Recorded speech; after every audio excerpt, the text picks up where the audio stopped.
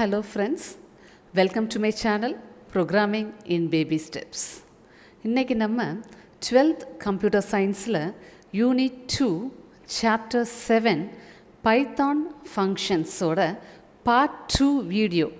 இந்த Part-2 வீடியோவில் நம்ம எதெல்லாம் கவர் பண்ண போகிறோம் அப்படின்னா, ஸ்கோப் ஆஃப் வேரியபிள்ஸ்னால் என்ன, 2 types of scope, local scope, global scope, built-in functions, mathematical functions, composition in functions, Python recursive functions. இது எல்லாத்தையுமே எக்ஸாம்பிள் ப்ரோக்ராமோட நம்ம பார்க்கலாம். Let's get started.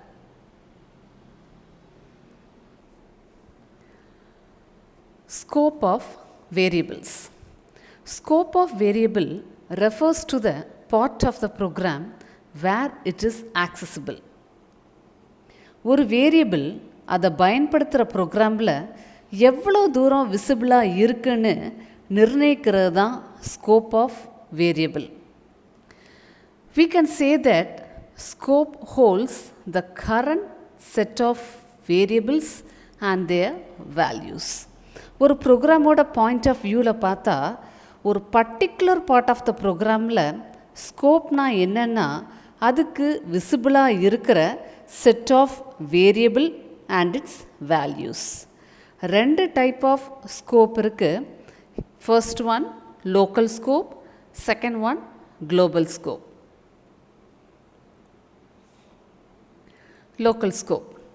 A variable declared inside the function's body is known as local variable. ஒரு வேரியபிளை ஒரு ஃபங்க்ஷனுக்கு உள்ள declare பண்ணி இருந்தால் அது லோக்கல் வேரியபிள். அது அந்த ஃபங்க்ஷனுக்கு உள்ள மட்டும்தான் விசிபிளாக இருக்கும். இதுதான் local scope. Rules of local variable.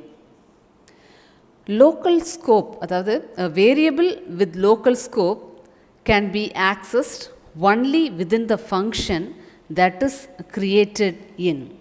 Local scope இருக்கிற வேரியபிள் எந்த ஃபங்க்ஷனில் க்ரியேட் ஆச்சோ அந்த ஃபங்க்ஷனில் மட்டும்தான் ஆக்சஸ் பண்ண முடியும். When a variable is created inside the function, the variable becomes local to it. ஒரு ஃபங்க்ஷனுக்கு உள்ள கிரியேட் ஆகிற variable local variable. A local variable only exists while the function is executing. Local variable அந்த function execute ஆகிற வரைக்கும் தான் இருக்கும். The formal parameters are also local to function. ஒரு ஃபங்க்ஷனோட பேராமீட்டர் அந்த ஃபங்க்ஷனுக்கு லோக்கல் ஸ்கோப். இப்போது இந்த லோக்கல் வேரியபிள் வச்சு நம்ம ஒரு ப்ரோக்ராம் பார்க்கலாம். Create a local variable. ஒரு ஃபங்க்ஷனை நம்ம இங்கே டிஃபைன் பண்ணியிருக்கிறோம். எல்ஓசி அப்படிங்கிறது ஃபங்க்ஷன் நேம். இங்கே ஒரு ஃபங்க்ஷனை கால் பண்ணியிருக்கிறோம். அந்த ஃபங்க்ஷன் டிஃபைன் பண்ணதை இங்கே நம்ம கால் பண்ணியிருக்கிறோம். கால் பண்ணதுக்கு அப்புறமா தான் இந்த ஃபங்க்ஷனோட ஸ்டேட்மெண்ட்ஸ் எக்ஸிக்யூட் ஆகும். ஓகே, இப்போது அந்த ஃபங்க்ஷனுக்குள்ளே நம்ம என்ன கால் பண்ணதுக்கு அப்புறமா தான் இங்கே உள்ள y is assigned to 0. இதுதான் நமக்கு லோக்கல் வேரியபிள். ஸோ அதுக்கப்புறமா அதை அந்த ஒய்யோட வேல்யூ பிரிண்ட் பண்ணுற மாதிரி கொடுத்துருக்குறோம். இப்போ நம்ம எக்ஸிக்யூட் பண்ணி பார்க்கலாம். ஒய்யோட வேல்யூ நமக்கு 0. அந்த 0 நமக்கு இங்கே பிரிண்ட் ஆகிருக்கு, நமக்கு அவுட்புட்டாக வந்திருக்கு. அடுத்த ப்ரோக்ராம் ஒன்று பார்க்கலாம். அதே மாதிரி தான் ஃபங்க்ஷன் டிஃபைன் பண்ணியிருக்கிறோம். இது ஃபங்க்ஷன் நேம். அதுக்கப்புறமா இந்த இடத்துல ஃபங்க்ஷனை கால் பண்ணியிருக்கிறோம். ஒய்யோட வேல்யூ லோக்கல் அப்படிங்கிறதுக்கு அசைன் பண்ணியிருக்கிறோம். இங்கே பிரிண்ட் பண்ணியிருக்கிறோம் ஒய்யோட வேல்யூவை. இதை இப்போ நம்ம எக்ஸிக்யூட் பண்ணி பார்க்கலாம். எரர் வருது பாருங்கள். எதுக்காக அப்படின்னா, ஒய்ங்கிறது லோக்கல் வேரியபிள். அதோட ஸ்கோப், அதாவது விசிபிலிட்டி லோக்கல் ஃபங்க்ஷனுக்கு உள்ள மட்டும்தான். இந்த ப்ரோக்ராமில் ஒய் வேரியபிளை வெளியே யூஸ் பண்ணதுனால நமக்கு எரர் வருது. Global scope. A variable with global scope can be used anywhere in the program. ஒரு வேரியபிள் global scopeல இருந்தால் throughout the program அது விசிபிளாக இருக்கும். It can be created by defining a variable outside the scope of any function. அதை எப்படி create பண்ணலாம்னா வேரியபிளை ஃபங்க்ஷனுக்கு வெளியே டிஃபைன் பண்ணணும். Rules of global keyword. When we define a variable outside a function, it's global by default. You don't have to use global keyword. ஃபங்க்ஷனுக்கு வெளியே ஒரு variable define பண்ணால் அது global variable. We use global keyword to modify the value of global variable inside a function. ஒரு global variable ஃபங்க்ஷனுக்கு உள்ளே use பண்ணும்போது global keyword use பண்ணணும். Use of global keyword outside a function has no effect. ஃபங்க்ஷனுக்கு வெளியே global keyword use பண்ணுறது பிரயோஜனம் இல்லை. இப்போது global வேரியபிளுக்கு நம்ம ஒரு எக்ஸாம்பிள் பார்க்கலாம். இப்போது ஃபங்க்ஷனுக்கு வெளியில் நம்ம c is assigned to 1 அப்படின்னு கொடுத்துருக்குறோம். இது நமக்கு global வேரியபிள். ஃபங்க்ஷன் ஒன்று டிஃபைன் பண்ணியிருக்கிறோம். அதுக்கோட ஃபங்க்ஷன் நேம் வந்து நமக்கு add. இங்கே வந்து ஃபங்க்ஷனை கால் பண்ணியிருக்கிறோம். கால் பண்ணதுக்கப்புறமா தான் இந்த ஃபங்க்ஷனில் உள்ள இது வந்து எக்ஸிக்யூட் ஆகும். ஸோ இந்த சியோட வேல்யூ நம்ம இங்கே பிரிண்ட் பண்ணியிருக்கிறோம். இப்போ நம்ம எக்ஸிக்யூட் பண்ணி பார்க்கலாம். சியோட வேல்யூ 1 கொடுத்ததுனால நம்மளோட அவுட்புட் இங்கே நமக்கு 1.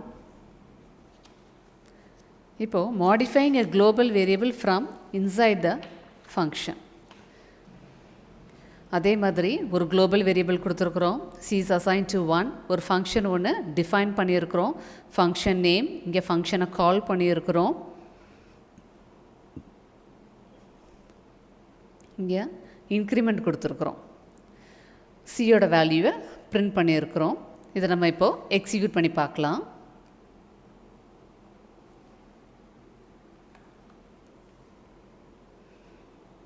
எரர் வருது. எதுக்காக நமக்கு இந்த எரர் வருது அப்படின்னா குளோபல் வேரியபிளை ஃபங்க்ஷனுக்கு உள்ளே ஆக்சஸ் பண்ண முடியும், ஆனால் மாடிஃபை பண்ண முடியாது. அப்படி மாடிஃபை பண்ணணுன்னா குளோபல் வேரியபிள் நேம் அப்படின்னு போட்டு நம்ம மாடிஃபை பண்ணிக்கலாம். இப்போது ஃபங்க்ஷனுக்குள்ளே நம்ம குளோபல் அப்படின்ற கீவேர்ட் யூஸ் பண்ணுற மாதிரி ஒரு ப்ரோக்ராம் இப்போ பார்க்கலாம். X is assign to 0. Function ஒன்று இங்கே டிஃபைன் பண்ணியிருக்கிறோம். ஆட் அப்படிங்கிறது ஒரு ஃபங்க்ஷன் நேம். அதுக்கப்புறமா இந்த இடத்துல அந்த ஃபங்க்ஷனை நம்ம கால் பண்ணியிருக்கிறோம். கால் பண்ணால் இந்த செட் ஆஃப் ஸ்டேட்மெண்ட்ஸ் நமக்கு எக்ஸிக்யூட் ஆகும். குளோபல் எக்ஸ்ன்னு கொடுத்துருக்கோம். X is assign to X plus 5 print கொடுத்துருக்குறோம். அந்த எக்ஸோட வேல்யூ என்ன அப்படிங்கிறத பிரிண்ட் கொடுத்துருக்குறோம். இப்போ நம்ம இதை எக்ஸிக்யூட் பண்ணி பார்க்கலாம்.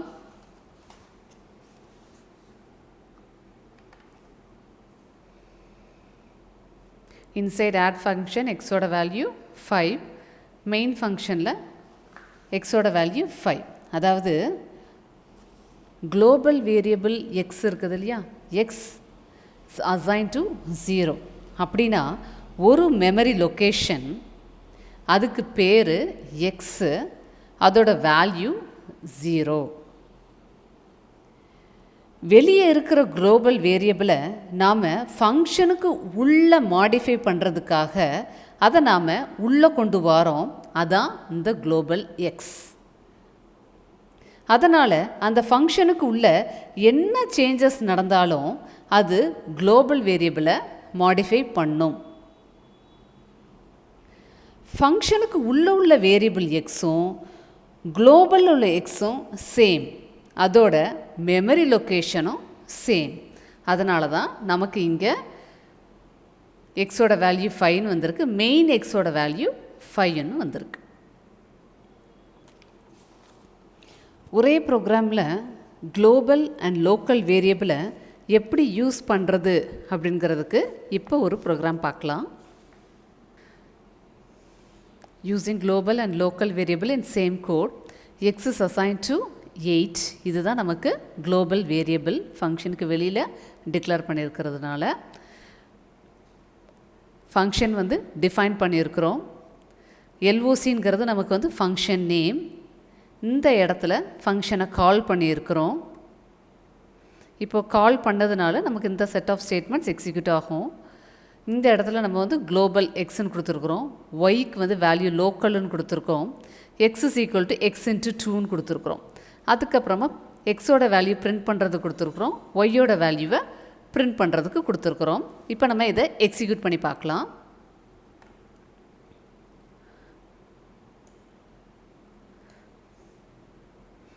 இங்கே பாருங்கள், எக்ஸோட வேல்யூ பிரிண்ட் பண்ணும்போது எக்ஸுக்கு வேல்யூ வந்து 8 இன்ட்டு 2 16 நமக்கு அவுட்புட். ஒய்யோட வேல்யூ பிரிண்ட் பண்ணுறதுக்கு ஒய்க்கு வந்து அவங்க என்ன கொடுத்துருக்கோம், லோக்கல் இருக்குது. ஸோ நம்மளோட அவுட்புட் வந்து 16ம் லோக்கலும் வந்திருக்கு.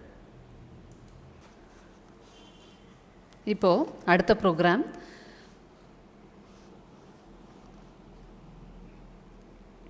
x is assigned to 5 global variable. ஒரு ஃபங்க்ஷனை டிஃபைன் பண்ணியிருக்கிறோம். ஃபங்க்ஷனோட நேம் வந்து LOC.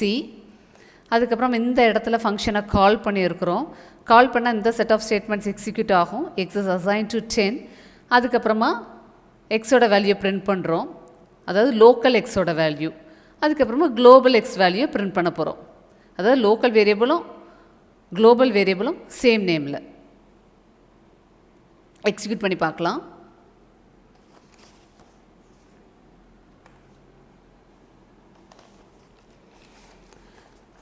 லோக்கல் எக்ஸுக்கு வந்து 10 வந்திருக்கு, குளோபல் எக்ஸுக்கு வந்து 5 வந்திருக்கு. இந்த ப்ரோக்ராமில் 2 வேரியபிள் யூஸ் பண்ணுறோம்.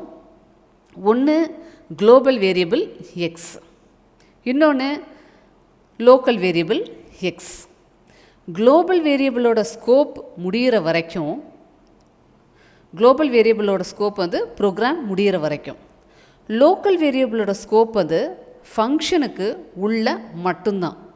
அதனால தான் லோக்கல் வேரியபிளை பிரிண்ட் பண்ணும்போது 10 வருது, குளோபல் வேரியபிளை பிரிண்ட் பண்ணும்போது 5 வருது. அடுத்தது பில்ட்-இன் ஃபங்க்ஷன்ஸ். பைத்தானில் என்னென்ன பில்ட்-இன் ஃபங்க்ஷன் இருக்குது அப்படிங்கிறத நம்ம இப்போ பார்க்கலாம். ஃபர்ஸ்ட் வந்து அப்சல்யூட் ஃபங்க்ஷன்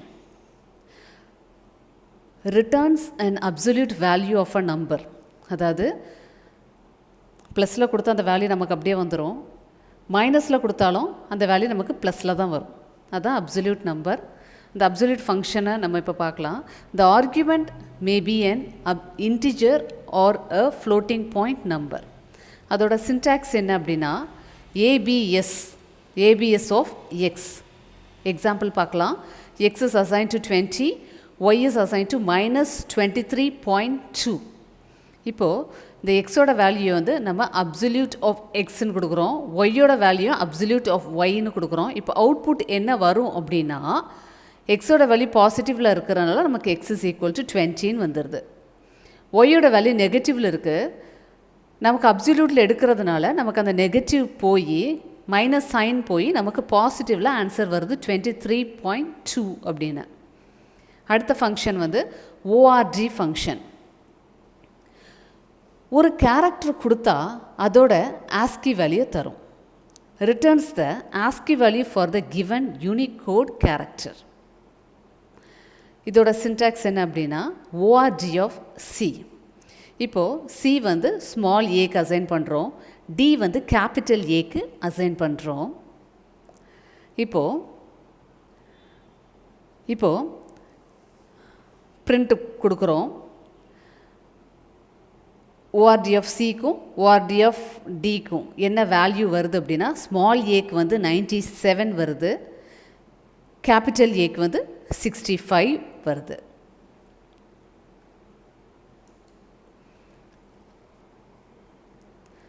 அடுத்த ஃபங்க்ஷன் என்ன அப்படின்னா character function CHR. returns the Unicode character for the given ASCII value. ASCII value கொடுத்தா அதோட கேரக்டர் தரும். இது ஆர்டர் ஃபங்க்ஷனோட ரிவர்ஸ் ஃபங்க்ஷன். இப்போ முன்னாடி பார்த்தோம் இல்லையா ORD ஃபங்க்ஷன், ORD ஃபங்க்ஷனோட ரிவர்ஸ் ஃபங்க்ஷன் தான் இந்த CHR ஃபங்க்ஷன். இதோட சின்டாக்ஸ் என்ன அப்படின்னா CHR of I.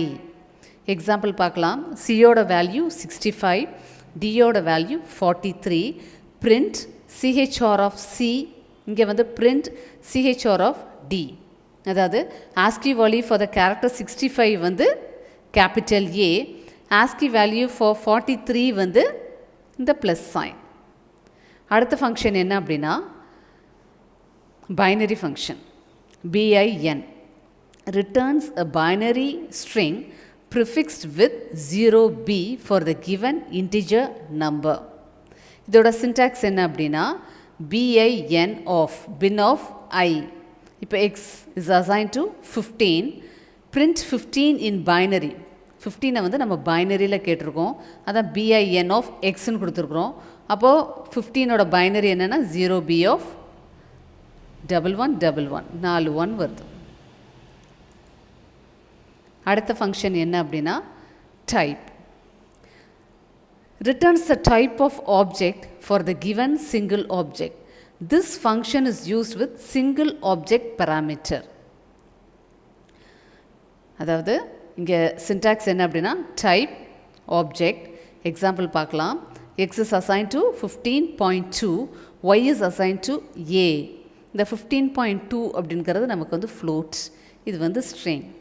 அதோட டைப் என்னங்கிறத தான் நமக்கு இங்கே அவுட்புட்டாக காட்டுது பாருங்கள். பிரிண்ட்டு கொடுத்துருக்குறோம், type of X type of ஒய்ன்னு கொடுத்துருக்குறோம். அவுட்புட் பாருங்கள், இது ஃப்ளோட், இது ஸ்ட்ரிங் தான் நம்மளோட அவுட்புட். அடுத்து ID returns the identity of an object, அதாவது address of the object in memory. ID of ஆப்ஜெக்ட்டுங்கிறது அதோட சின்டாக்ஸ். ஐடின்னு எந்த வேரியபிளுக்கு கொடுக்குறோமோ அதோட மெமரி அட்ரஸை நமக்கு கொடுக்கும்.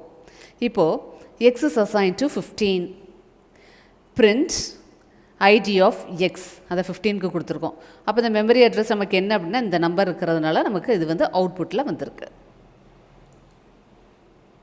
அடுத்து மினிமம் ஃபங்க்ஷன். மினிமம் ஃபங்க்ஷன் அப்படிங்கிறது returns a minimum value in the list.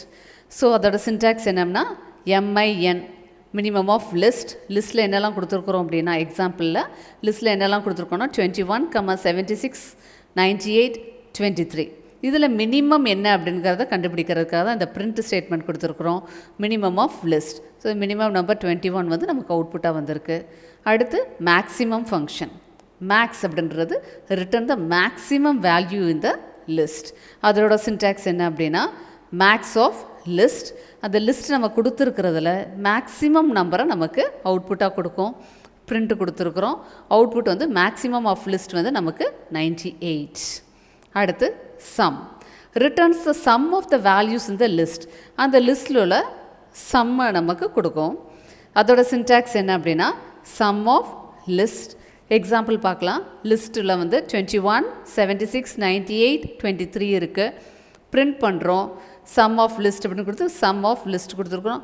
Output இது எல்லாத்தையுமே ஆட் பண்ணி நமக்கு ஒரு நம்பர் அவுட்புட்டில் வந்திருக்கு. அடுத்த function format function. Format function என்ன பண்ணுன்னா ஒரு நம்பரை ஸ்ட்ரிங்காக மாற்றி கொடுக்கும். நம்ம எந்த ஃபார்மேட்டில் ஸ்பெசிஃபிகேஷன் கொடுக்குறோமோ அந்த ஃபார்மேட்டில் நமக்கு ஸ்ட்ரிங்காக மாற்றி தரும். அதான் returns the output based on the given formats. அது பைனரி ஃபார்மேட்டாக இருக்கலாம், ஆக்டல் ஃபார்மேட்டாக இருக்கலாம், இல்லைனா ஃபிக்ஸ்டு பாயிண்ட்டாகவும் இருக்கலாம். அதோட சின்டாக்ஸ் என்ன அப்படின்னா ஃபார்மேட் வேல்யூ கமா இங்கே வந்து ஃபார்மேட் ஸ்பெசிஃபிகேஷன். எக்ஸாம்பிள் பார்த்தா உங்களுக்கு புரிஞ்சிடும். எக்ஸாம்பிள் வந்து x is assigned to 14, y is assigned to 25. இந்த எக்ஸோட வேல்யூவை நம்ம பைனரி ஃபார்மேட்டில் கேட்டிருக்கோம். So print X in binary format of X comma B. பிங்கிறது பைனரி ஃபார்மேட்டில், இங்கே ஓங்கிறது ஆக்டலில், இங்கே எஃப் அப்படிங்கிறது ஃபிக்ஸ்டு பாயிண்ட்ஸ். எக்ஸை வந்து பைனரியாக கேட்டிருக்கோம், ஒய்யை வந்து ஆக்டலாக கேட்டிருக்கோம், ஒய்யை வந்து ஃபிக்ஸ்டு பாயிண்டில் கேட்டிருக்கிறோம். ஸோ எக்ஸ் பைனரியில் கேட்டதுனால எக்ஸோட வேல்யூ நமக்கு இங்கே வந்திருக்கு. ஒய் ஆக்டலில் கேட்டதுனால நம்ம வேல்யூ 31, ஒய் வந்து அடுத்து ஃபிக்ஸ்டு பாயிண்டில் கேட்டதுனால நம்மளோட அவுட்புட் இது.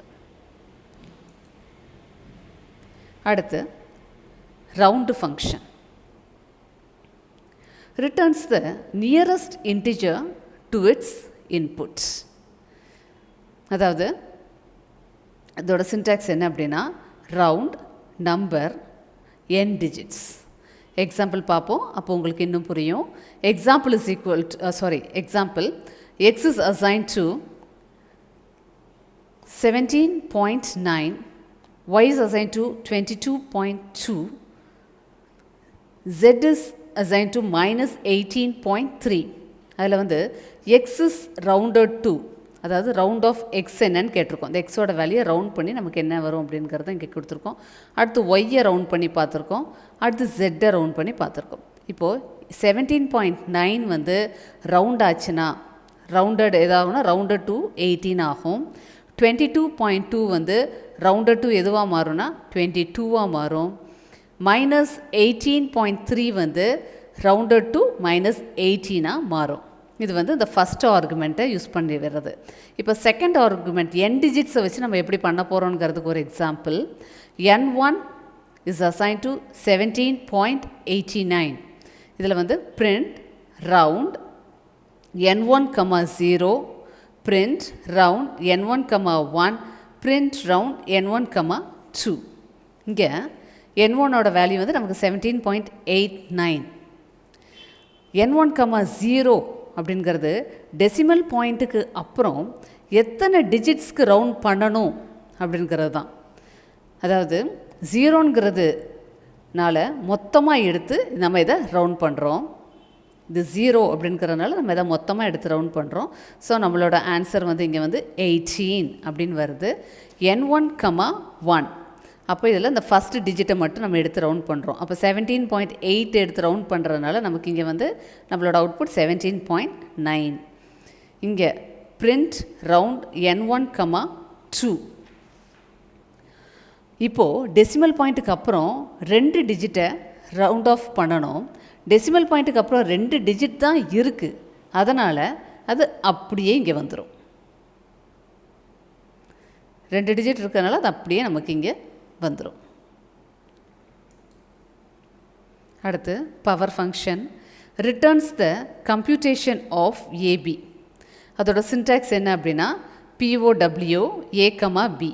Example A is assigned to 5, B is assigned to 2, C is assigned to 3. இப்போது print power of A, B. ஏங்கிறது 5, Bங்கிறது 2. அப்போ 5 பவர் 2, 5 into 5 நம்மளோட அவுட்புட் 25. அடுத்து print power of A, C.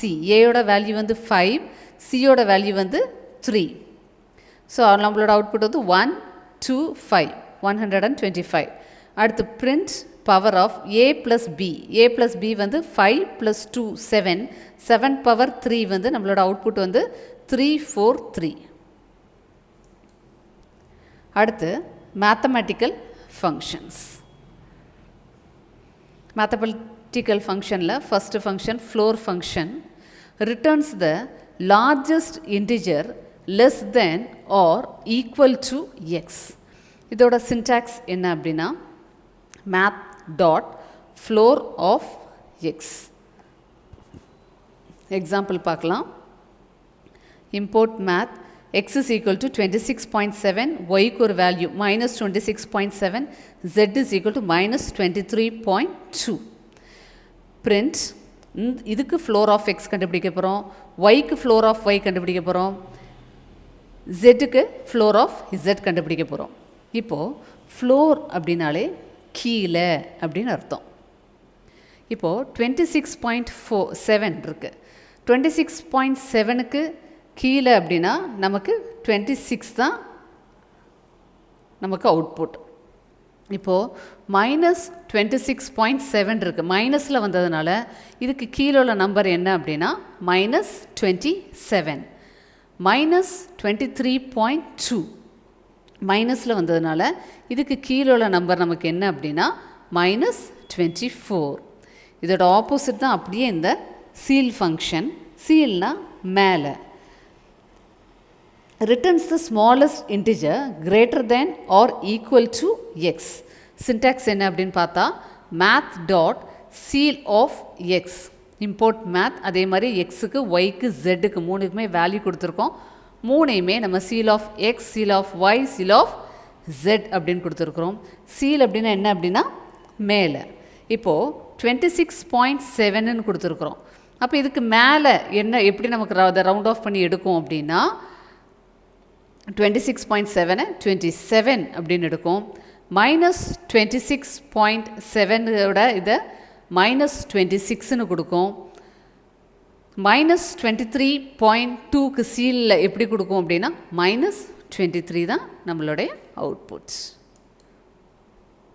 அடுத்து square root of function SQRT returns the square root of x. x must be greater than 0. syntax என்ன அப்படின்னு பார்த்தா math dot square root of x. இப்போது import math ஏக்கு value b c மூணுக்குமே value கொடுத்துருக்கோம். மூணுக்குமே square root கேட்டிருக்கோம். Square root of ஏக்கு output என்ன, square root of பிக்கு நமக்கு அவுட்புட் என்ன, ஸ்கொயர் ரூட் ஆஃப் சிக்கு நமக்கு என்ன அவுட்புட் வந்திருக்கு அப்படிங்கிறதுக்கு பார்த்து. அடுத்து composition in functions. What is composition in functions? The value returned by a function may be used as an argument for another function in a nested manner. This is called composition. ஒரு function return பண்ணுற வேல்யூவை இன்னொரு ஃபங்க்ஷனுக்கு ஆர்குமெண்ட்டாக கொடுத்தா அது composition. நம்ம ஒரு example மூலமாக பார்க்கலாம் இதை. இப்போது நம்ம பைத்தான் இன்டர்பிரிட்டரை ஓப்பன் பண்ணலாம்.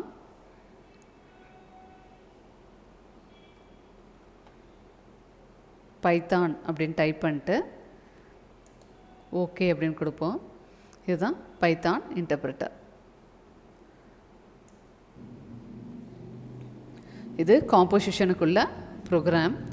நம்ம இதை இன்டர்பிரிட்டரில் போட்டு பார்க்கலாம். என்டர் நம்பர்னு கேட்குது. இந்த இடத்துல 2 3 4 அப்படின்னு கொடுப்போம். n1 கொடுப்போம். நமக்கு அவுட்புட் வந்திருக்கு பாருங்கள் 2 3 4 அப்படின்னு. அதே மாதிரி இப்போ அரித்மெட்டிக் எக்ஸ்ப்ரெஷன் வச்சு நம்ம இப்போ இது பண்ணுவோம். இதை அப்படியே காப்பி பண்ணி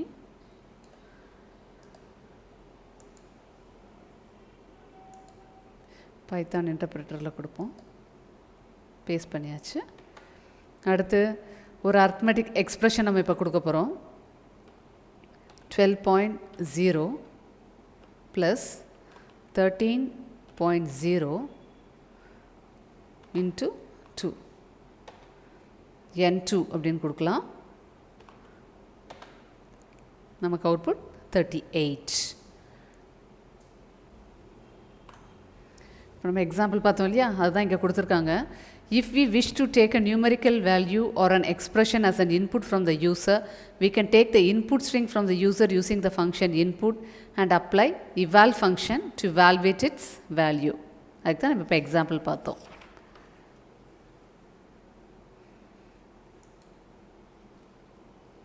அடுத்து Python recursive functions. When a function calls itself is known as recursion. ஒரு ஃபங்க்ஷன் திரும்ப திரும்ப அதே ஃபங்க்ஷனை கால் பண்ணுறதுக்கு பேர் தான் recursive function. Recursion works like a loop, but sometimes it makes more sense to use recursion than loop. Recursion ஒரு loop மாதிரி ஒரு பீஸ் ஆஃப் கோடை திரும்ப திரும்ப எக்ஸிக்யூட் பண்ணும். ஆனால் சில ப்ரோக்ராமிங் ப்ராப்ளம்ஸ்க்கு லூப்பை விட recursive ஃபங்க்ஷன் தான் சிறந்தது. You can convert any loop to recursion. எந்த லூப்பை வேணாலும் recursive ஃபங்க்ஷனாக கன்வெர்ட் பண்ணிக்கலாம்.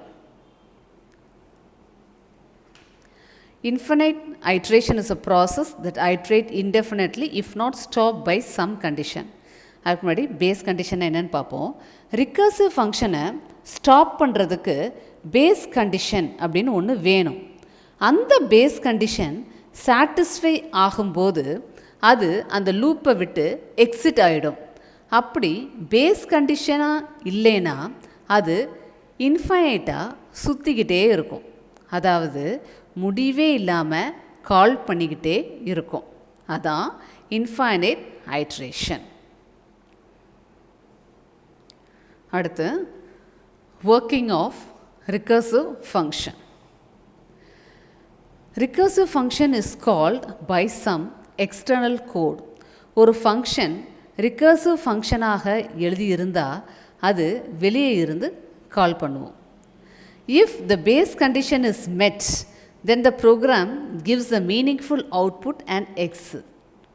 பேஸ் கண்டிஷன் சாட்டிஸ்ஃபை ஆகிற வரைக்கும் அந்த ஃபங்க்ஷனை கால் பண்ணிக்கிட்டே இருக்கும். பேஸ் கண்டிஷன் வந்த உடனே ஃபங்க்ஷனோட ரிசல்ட்டை கொடுத்துட்டு வெளியே வந்துடும். To calculate factorial is an example of recursive function. Factorial recursive functionக்கு ஒரு பெஸ்ட் எக்ஸாம்பிள். இப்போ ஃபேக்டோரியல் வச்சு நம்ம இப்போ ஒரு ப்ரோக்ராம் ஒன்று பார்க்கலாம். ஃபங்க்ஷனை டிஃபைன் பண்ணியிருக்கிறோம். இது ஃபங்க்ஷன் நேம், என்னங்கிறது பேராமீட்டர். இந்த ஃபங்க்ஷன் ஒரு ரிகர்சிவ் ஃபங்க்ஷன். ஃபேக்டோரியல் ஆஃப் 0 வந்து 1. இதுதான் நம்ம பேஸ் கண்டிஷன். ஃபேக்டோரியல் ஆஃப் 0 வர்ற வரைக்கும் இந்த ஃபங்க்ஷனை ரிகர்சிவாக கால் பண்ணும். இதை நம்ம இப்போது எக்ஸிக்யூட் பண்ணி பார்க்கலாம். இப்போது ஃபேக்டோரியல் ஆஃப் 0க்கு நமக்கு அவுட்புட் 1ன்னு வந்திருக்கு. ஃபேக்டோரியல் ஆஃப் 5க்கு நமக்கு அவுட்புட் வந்து 120.